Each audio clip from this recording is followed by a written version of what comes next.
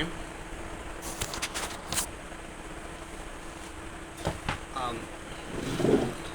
আমরা আজকে যে বিষয়টা নিয়ে আলোচনা করব, যে প্রশ্নটা নিয়ে আলোচনা করব, সেটা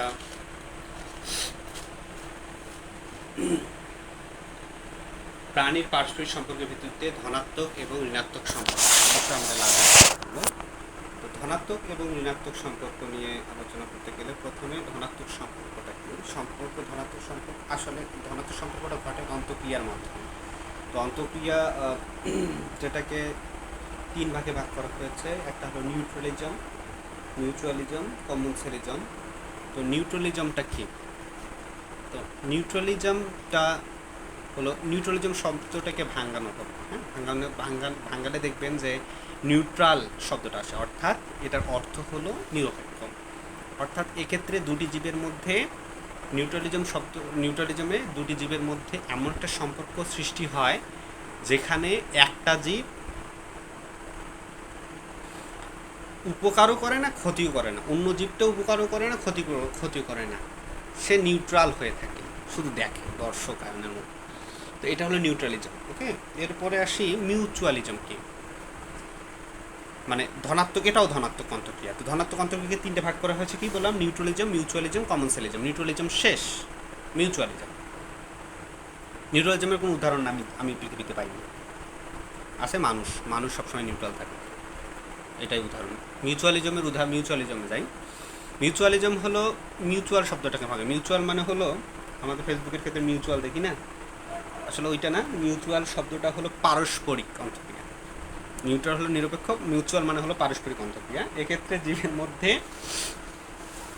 একে অন্যের দ্বারা উপকৃত হবে, অর্থাৎ মিউচুয়ালিজমে সহযোগী দুইজনই উপকৃত হবে মিউচুয়ালিজমে। ঠিক আছে?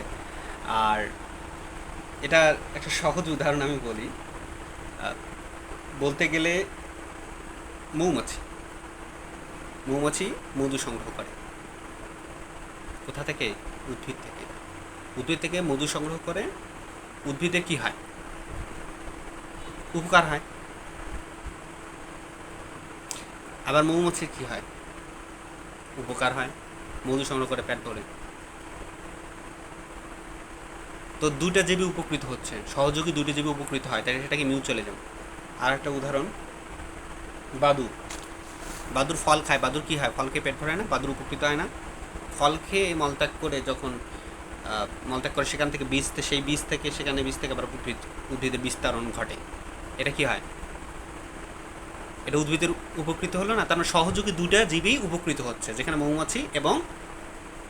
মৌমাছি মধু সংগ্রহ করছে এবং মৌমাছির সাথে উদ্ভিদের উপকৃত হচ্ছে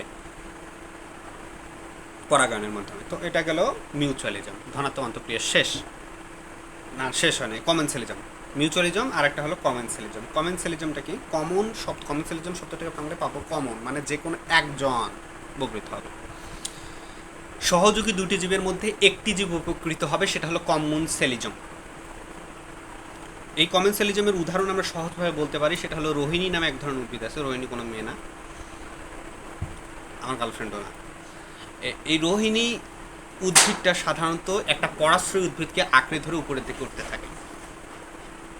তো যাকে আঁকড়ে ধরে উঠবে তার কোনো উপকার হয়? আমার মনে হয় না তার কোনো উপকার হয়, কোনো উপকারই হয় না যাকে ধরি উপরের দিকে ওঠে। আর যে ওঠে তার কিন্তু প্রচণ্ড উপকার হয়, এবং এইটাকেই আমরা বলি হলো কমেন্সালিজম, অর্থাৎ যে কোনো একজন উপকৃত হবে। এরপর সেই ধনাত্মক অন্তঃক্রিয়া শেষ। এবার আমরা প্রশ্নটাতে আমাদের বলা আছে পারস্পরিক সহযোগিতা এবং ধনাত্মক অন্তঃক্রিয়া, ঋণাত্মক অন্তঃক্রিয়া আলোচনা করো। ঋণাত্মক অন্তঃক্রিয়াটা, আচ্ছা, ঋণাত্মক অন্তঃক্রিয়া কি? যেখানে ঋণাত্মক মানে ক্ষতিগ্রস্ত হওয়া, তার মানে একজন ক্ষতিগ্রস্ত, যে কোনো কমপক্ষে একজন ক্ষতিগ্রস্ত হবে এবং দুজনও ক্ষতিগ্রস্ত হতে পারে। আমি বললাম যে একজন ক্ষতিগ্রস্ত হবে। যেমন আমি একটা ঋণাত্মক অন্তঃক্রিয়াকে তিন ভাগে ভাগ করা হয়েছে, বলো শোষণ, প্রতিযোগিতা, অ্যান্টিবায়োসিস। শোষণ কি? শোষণটা হলো মানে যে কোনো একটা জীব, শোষণটা হলো যে কোনো একটা জীব প্রত্যক্ষ বা পরোক্ষভাবে ক্ষতিগ্রস্ত হবে। শোষণে উদাহরণ দেই, যেমন স্বর্ণলতা উদ্ভিদটি, তার চোষ অঙ্গটার নাম কি? হস্টেরিয়া। এই হস্টেরিয়া চোষ অঙ্গ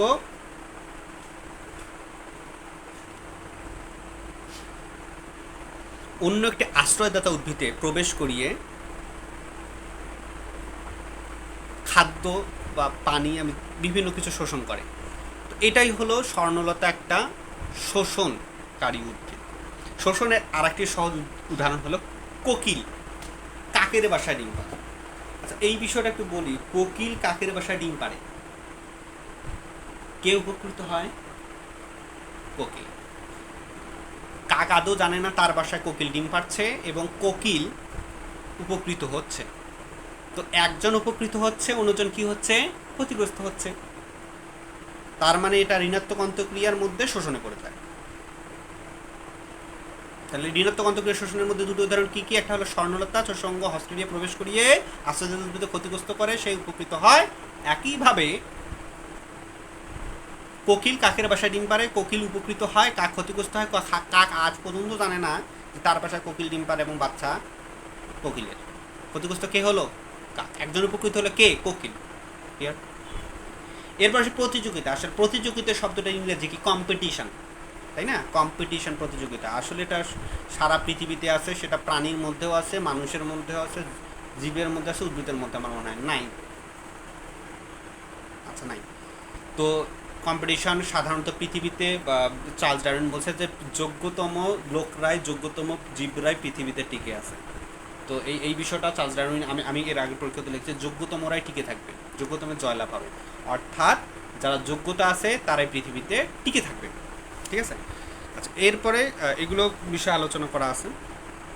এরপরে আমরা যাবো হলো অ্যান্টিবায়োসিস। অ্যান্টিবায়োসিস শব্দটি অ্যান্টিবায়োটিক শব্দ থেকে আসছে। বিজ্ঞানী আলেকজান্ডার ফ্লেমিং 1955 সালে পেনিসিলিন নামে একটি ভ্যাকসিন বা একটা মানে প্রতিষেধক তৈরি করেন, যেটা আমি একটা সহজ একটা ছোট ঘটনা বলি। এটা আমেরিকা একটা মানে আমেরিকা আর্মিদের একটা যুদ্ধের সময় হঠাৎ করে একটা রোগ দেখা দেয় এবং ক্ষতিগ্রস্ত আপনার পায়ে রোগ দেখা দেয়, যেখানে তাদের শরীরে বিভিন্ন জায়গায় পচন ধরে এবং সেটা কোন প্রতিষেধক আবিষ্কার, তখন পেনিসিলিন আবিষ্কার করা হয়েছিল। তো এইটাই হলো অ্যান্টিবায়োটিক্স। তো মোটামুটি আমাদের এই যে প্রশ্নটা যেটা আমরা আজকে আলোচনা করলাম, প্রাণীর পার্শ্বিক সম্পর্কের ভিত্তিতে ধনাত্মক অন্তর্ক্রিয়া, ঋণাত্মক অন্তর্ক্রিয়া। তো এটা ভালো লাগলে আমাকে জানাবেন। ধন্যবাদ।